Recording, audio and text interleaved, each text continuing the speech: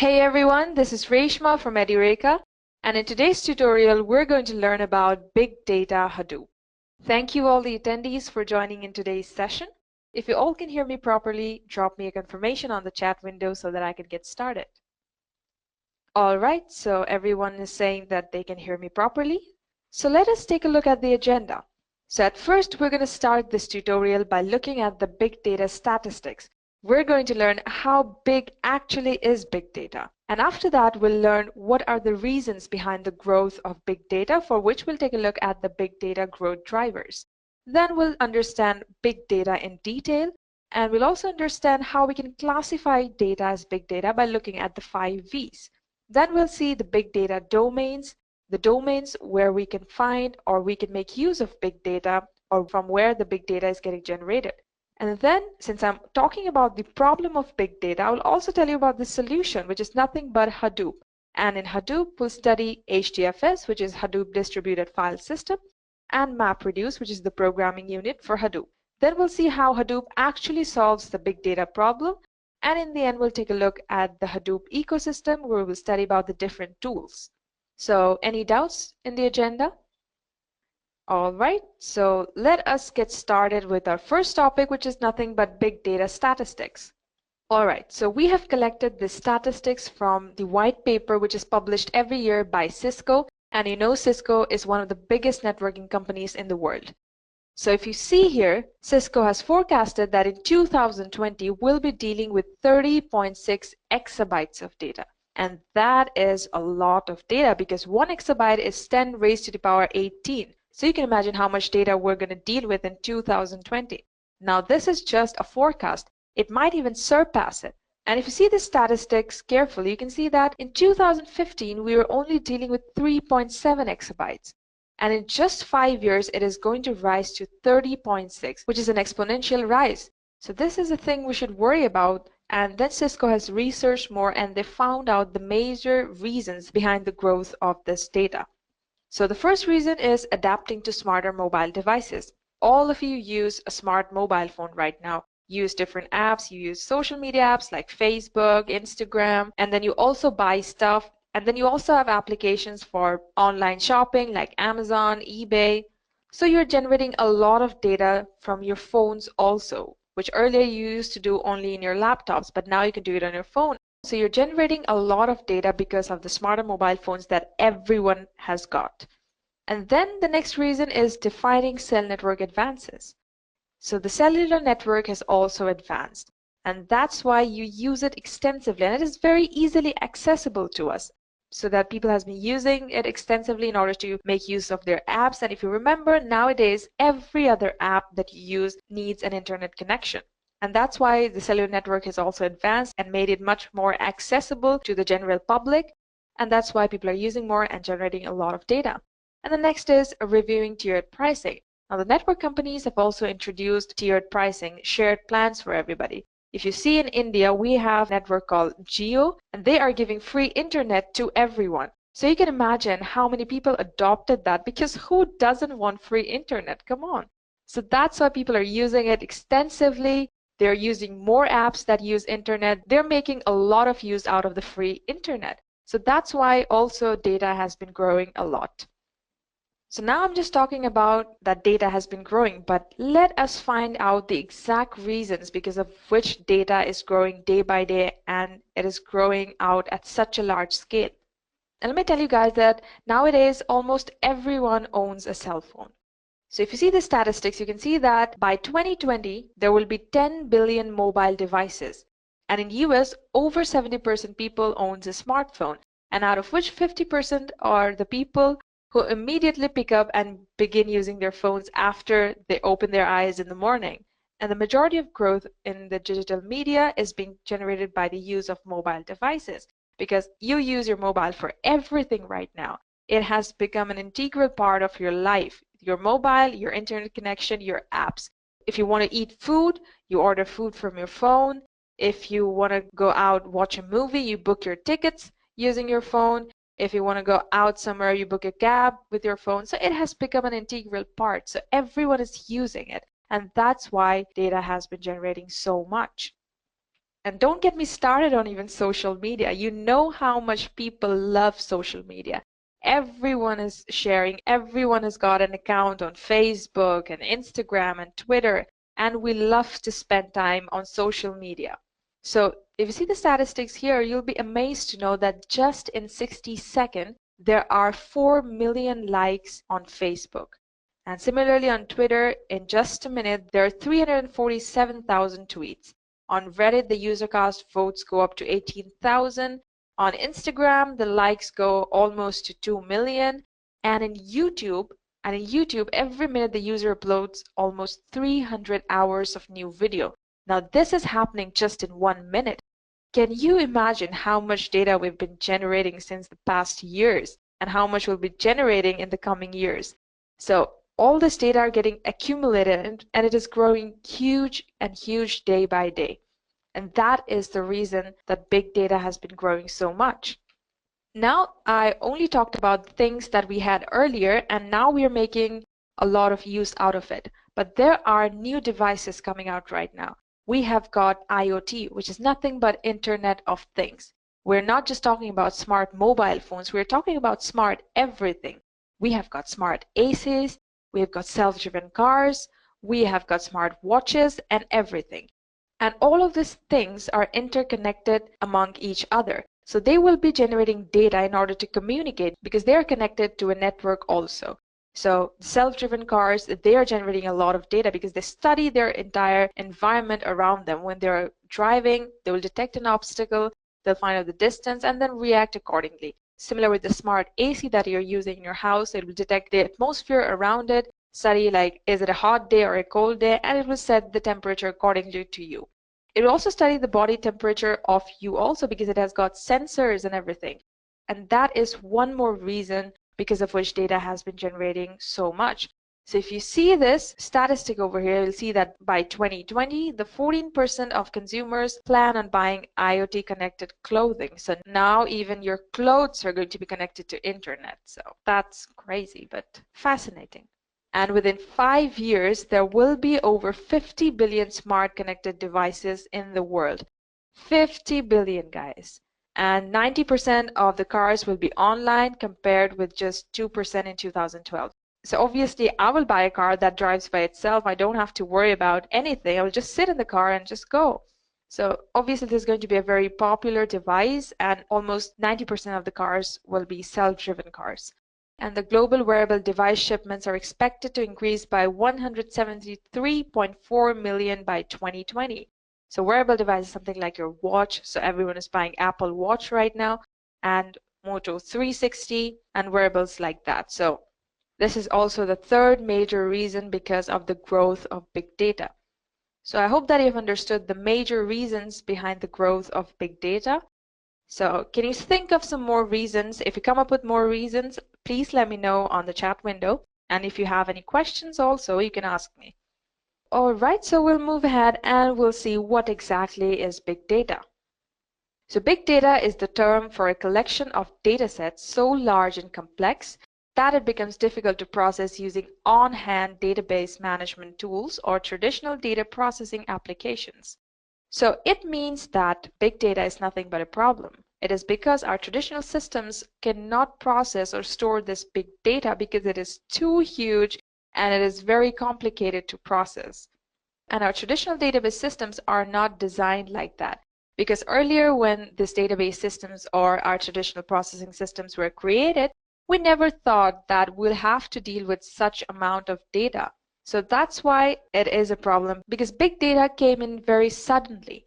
It was not growing linearly or growing slowly time by time. It is growing exponentially. You even saw it on the white paper forecast by Cisco. So that is why our traditional systems are not ready yet for big data. So this is nothing but a problem statement. And that is why I call big data as a problem statement. And since I told you that big data revolves around the incapabilities of our traditional system in order to store and process the data, and there are 5 V's, which are nothing but problems that help us identify big data. So this is a question: how can you differentiate data from big data? So the answer will be with the 5 V's. So now let us take a look at what these 5 V's are.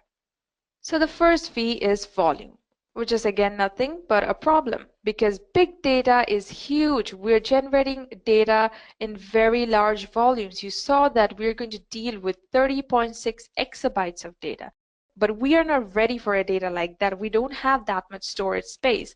And the situation is exactly like this, trying to fit an elephant in a refrigerator, which is not possible.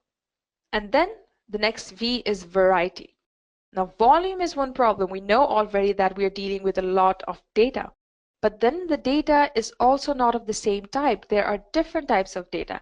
And you know that our traditional systems are only able to store and process structured data only. That means which has got an organized data format with a proper data scheme defined. Something like which has rows and columns in tabular form.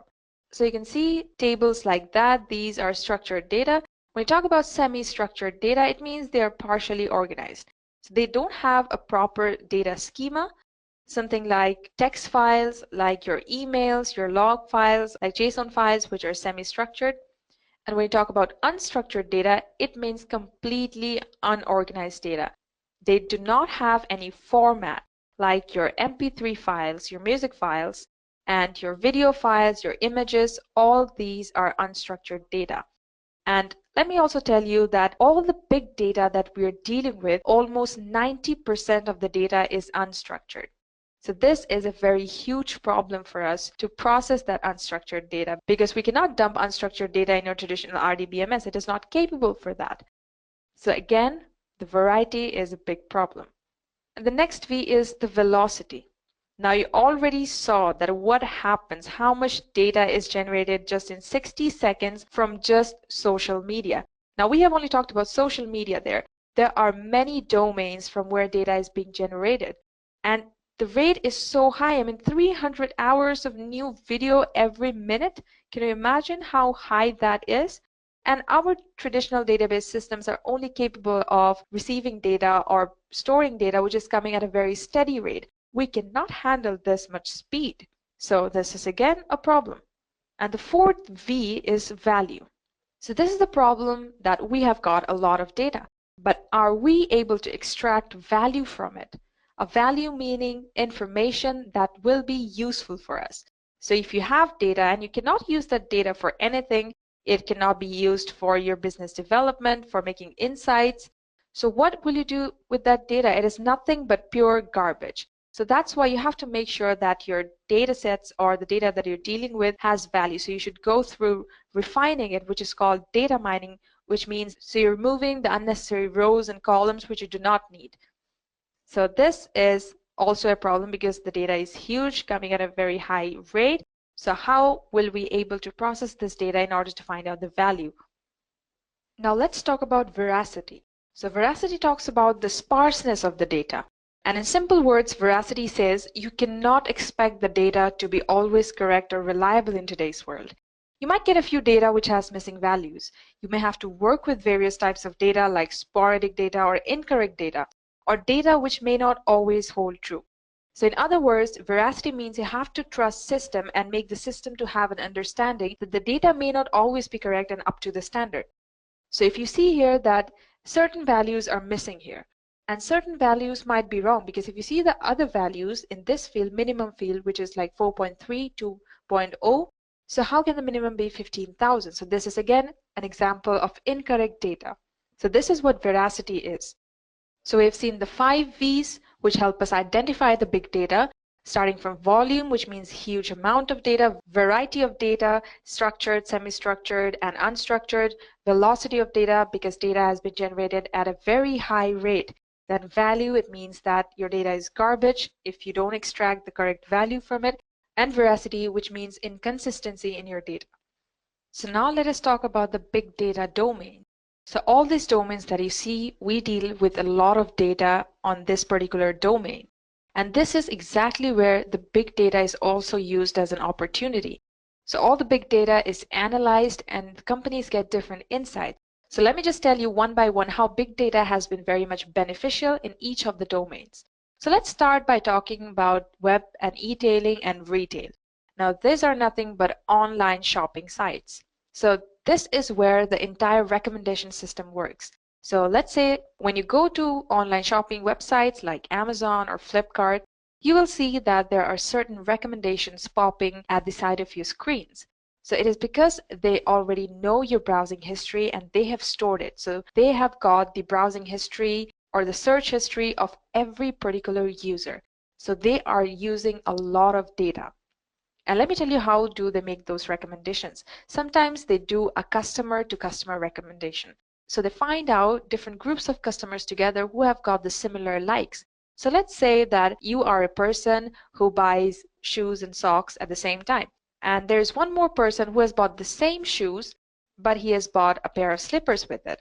So now how the recommendation system will work, that since you two people bought the same shoes, so the first one will get a recommendation of the slippers that the other one bought, and the second one will get a recommendation of the socks that the first one bought. So this is how a customer to customer recommendation works. But this also works on the types of things that you search for. There is also something called remarketing that happens. And you can also see that after buying something from Amazon or any other particular website, you will see that if you go through social media websites which pop up ads on the screen, you can see that the same thing will keep on popping up because now they have collected your likes and dislikes and they will keep on recommending to you until you buy it. So this is where big data is used as an opportunity, and companies like Amazon, they are earning a lot because of this recommendation system, and it is possible only because of big data. So now let us talk about telecommunication. So let's say that I have got a network company, let's say Airtel. So they want to identify the customer churn, that how many people are leaving their service or switching on to a new network provider, and they want to find the reasons for it. So they will go through all the customers, they will go through the mails or complaints, or they would go through all the queries or mails that the customer might have sent them, and there could be loads. And they want to identify region by region, that they want to find out whether it's because of a tower outage, maybe because they were not getting network properly, or is it because of something else? Or should they initiate more offers like the other network providers are doing? So you have to deal with a lot of data. You have to have the details of each of your user. How have they used your network? In what kind of problems, in what kind of situations they were facing problem, and finally find out the reason because of which your customers are switching on to a different network provider. So again, you're dealing with a huge amount of data here in telecommunication. Similarly with government. Now I'll tell you a very interesting story how the government made use of big data analytics. So in the recent 2016 US presidential election, Donald Trump made a huge use of big data. So Donald Trump hired the best analytics team in the entire country, and what they did is that they collected personal data for every person in the country, like what kind of newspapers they're subscribed to, club cards, their social media tweets, and their status updates on Facebook, something like that. And they made an algorithm to target the top cities so where they can get the maximum amount of voters who's going to vote for Trump. And then they targeted messages onto them on social media platforms like on Facebook, on Twitter. And this is how Donald Trump persuaded all the top cities, all the voters to vote for him. And now you know the result already. He is the president of United States of America. So that was a very clever move. So this is how Donald Trump used big data analytics to become the president. So again, now coming to healthcare. So big data analytics can also be useful here. This will help us to identify in what kind of regions around the world, what kind of diseases people are prone to. And similarly in finance and banking, so big data analytics makes it easier for us for fraud detection. So if some kind of bank wants to understand a person or wants to identify a person, that if we are giving a credit card to him, will he pay back to us? So they will go on and search the different transactional records of that particular person, and they will analyze it. So again, big data is useful in this case also. So these are the big data domains where there is a lot of data to deal with and also a lot of insights to make out of it. So I hope that you've all understood this. This is fairly simple. So we'll move on, and now we'll see the solution to big data. So we have told about the problems already. So now it is time that we understand how this problem was solved. And it was solved by Hadoop. So now let us take a look what is Hadoop. So Hadoop is nothing but this is a framework, and this allows us to store and process large data sets in a parallel and distributed manner. since you already know that the major problem with big data was storing it, and the storage problem was solved by HDFS. So HDFS provides you with a distributed way of storing data. So we'll see that in detail later on in this tutorial. And the next problem was to process this big data. And MapReduce has solved this problem. So how does MapReduce solve this problem? MapReduce introduced a parallel processing system across a distributed file system. So we'll take a deeper look at both of these together. So for now, let me summarize this. HDFS is the storage unit of Hadoop, which solves the storage problem of big data, and MapReduce is the programming unit of Hadoop, which solves the processing problem of big data. So let us understand what is a distributed file system. So before learning what is a Hadoop distributed file system, let us see what is a distributed file system in general. So distributed file system means managing your data across a cluster of multiple machines. So let us understand this with an example. So in Edureka, everything is managed in different servers. So we have got a dedicated server for accounts, for finance, for customers, and for reports. So with distributed file system, what I can do is that I can interconnect these machines all together and store each file across all these 4 machines. So this will give me an abstraction of a single high-end server. So multiple users can access this cluster in order to store huge amount of data. Since you're dealing with big data now, storing huge files will be fairly easy with a distributed file system. Even though if a particular file does not fit in one server, it will be distributed across a cluster of different servers which are interconnected, and it will fit. So whenever you dump a file onto a distributed file system, it might get distributed, it might get divided into smaller parts across different machines, or it might also get stored in a single machine. But when you try to access it, you will be able to access all of these 4 servers together. So this gives you the abstraction, and this is very handy when it comes to dealing with big data. So I hope that you've understood the concept of a distributed file system. So let us go ahead and now take a look at the Hadoop distributed file system. So similar to a distributed file system, in Hadoop distributed file system, we have a cluster of machines. So let me tell you how the data is managed in Hadoop. So in Hadoop, we have a master-slave architecture. So we have the name node, which is the master node, and the data nodes are slave nodes. So the name node over here maintains and manages all the data nodes. And whatever file you store in HDFS, they are distributed across the data nodes. The name node is just meant for monitoring the progress, or monitoring data node is managing how each of your file block. So this situation is very similar to a supervisor and a team. So the supervisor always receives a request or receives a project and distributes among his team. And then the team members always send a track report. And similar to that, the data nodes also do the same thing. They send heartbeats to the name node. And the heartbeats are nothing but signals which tells the name node that this data node is functioning and it is alive. So the name node is the master daemon, and daemon is nothing but a process, and the data nodes are known as the slave daemons. So the data node stores actual data. Whatever read or write request of a particular file that a name node receives, the data node actually performs it. So this is the entire thing. So this is how your data is managed across a Hadoop distributed file system. So we have talked about how storing of big data is done using Hadoop distributed file system. Now let us take a look at how the data is actually processed in Hadoop. And for that, we have got something called MapReduce version 2, or YARN. And YARN stands for Yet Another Resource Negotiator. So let us understand MapReduce or programming in Hadoop with help of an example. So let us consider that we have a class of 4 students and we have a professor. And now the professor assigns a task to all of the students that count the number of the word Julius in a particular book. So each of the students has a copy of that book, and they start counting how many times the word Julius appears in the book. And it took them all 4 hours in order to go through the entire book to count the number of words Julius has occurred. So after they have finished counting, they start reporting to the professor. So the first student says that I found it 45 times. The second says it's 46 times. Third says 45, and the fourth is also saying 45.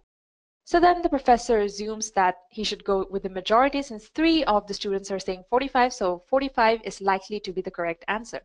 And so he produces the correct answer as 45.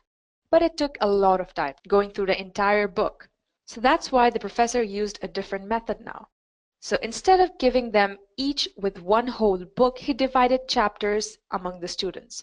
So let us assume that the book has got 4 chapters. So he gave chapter number 1 to student 1, chapter number 2 to the second student, chapter number 3 to the third student, and chapter number 4 to the fourth student. And now the students only have to go through one chapter instead of the entire book in order to count number of times Julius has occurred in the particular paragraph or in particular chapter. So that's why it took them less time. So instead of going through 4 chapters, he's going through one chapter, and that's why it took him 1/4 of the entire time that he took before, that is 1 hour. And these students are scanning through their respective chapters at the same time. So at the time when the student 1 is going through chapter 1, the student 2 is going through chapter 2, and this student is going through chapter 3 and 4. So this is how it is happening, and in just 1 hour, they're able to give the professor with the results that how many times they found the word Julius in their particular chapter. And so now the student reported that he has found the word Julius 12 times in chapter 1, and he has found Julius 14 times in chapter 2. Similarly, the third student says that I found it 8 times in chapter 3 and 11 times in chapter 4.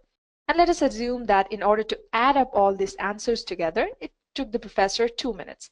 Now, these are just small numbers. He would take lesser time, but this is just for assumption.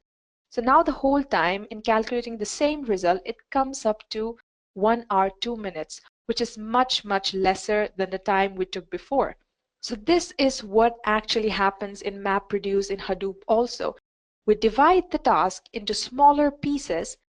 So this is exactly when the students were given each chapter. So each of the students received a chapter, and this process is known as map. And finally, when all the answers were combined together, this is known as reduce. So this is what happens. Parallelly, different tasks takes place, and finally they're merged together in order to provide you the final output. So this is the story of MapReduce. I hope that you've all understood this is very simple concepts that you have to go through, but these simple concepts are actually used to solve such a big problem. So now let us take a look at what exactly is MapReduce. So the MapReduce is a programming framework that allows us to perform distributed and parallel processing on large data sets in a distributed environment. Since we know that we're dealing with big data, which are large data sets, and for storage, we're storing our data in a distributed manner. So MapReduce allows us to process data that is spread across a cluster or different machines, and this allows us to parallelly process data. So let us assume that we have got a particular input. Now what will happen in MapReduce is that this input file will be broken down into smaller tasks, and each of these map functions will carry out a small part of the input, and these are known as map functions, and each of the map functions will produce a result. But this result are just intermediate results, not the final results, so they have to be combined up together, and the reducer does the task of combining the intermediate results that is produced from each of the maps. And finally, when they're combined together, you get the final output. So this is how a MapReduce takes place in Hadoop. So these were the solutions in order to tackle with big data. But now let us see how exactly it has solved the problem of big data. So we are dealing with huge data sets when we talk about big data. So let us assume that I have got a text file which is fairly large in size. So when I input this text file into my HDFS, it will break it down into different data blocks.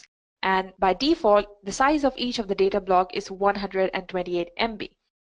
So now assuming that the file was 320 MB, so the first block will comprise of 128 MB, the second block will comprise of 128 MB, and the third one will comprise of just the remaining size which is need to be stored, which is 124 MB. And then it is distributed across my HDFS. So let us assume that the first data node will contain my first block, the second will contain my second block, and the third will contain my third block. So what is happening is that my file is getting divided into different chunks and it is stored across different machines. And now let's say that if I want to store a fairly larger file, I want to store a file which is of TBs or petabytes. So if my cluster cannot accommodate that much larger file, what I can do, I can scale my cluster. I can add more machines onto my cluster. So this is known as horizontally scaling my cluster. It means I'm adding more data nodes in order to store much more data. So this is how Hadoop solves the storing problem of data.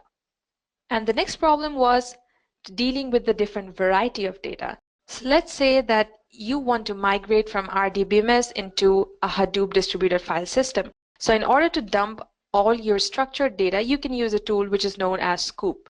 And for dealing with unstructured and semi-structured data, we have got a similar tool which is known as Flume, which allows you to dump all the data into the HDFS cluster. And you don't need to go and install them explicitly. It already comes with Hadoop.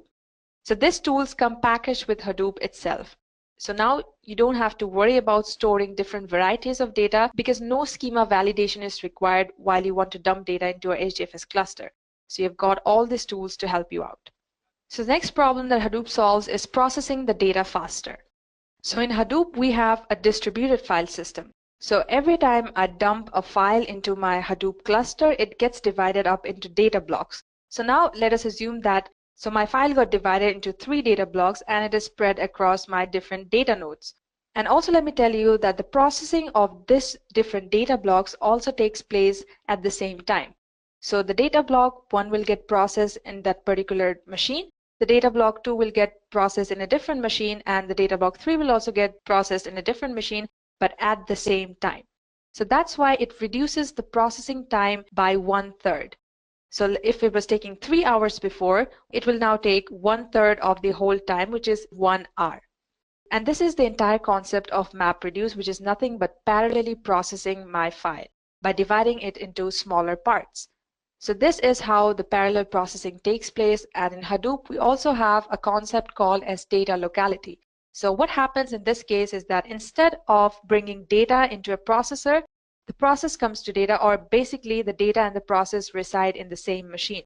So each of my data blocks here are getting processed at the same time and they're producing the intermediate results. And finally with MapReduce, where we have learned about the reducer, which combines all the results and finally gives you the final output.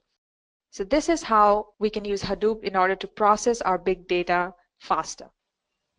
So this is the Hadoop ecosystem. And this is nothing but a set of tools which you can use for performing big data analytics. So let's start with Flume and Scoop, which are used for ingesting data into HDFS. Now, I already told you that data has been generating at a very high velocity.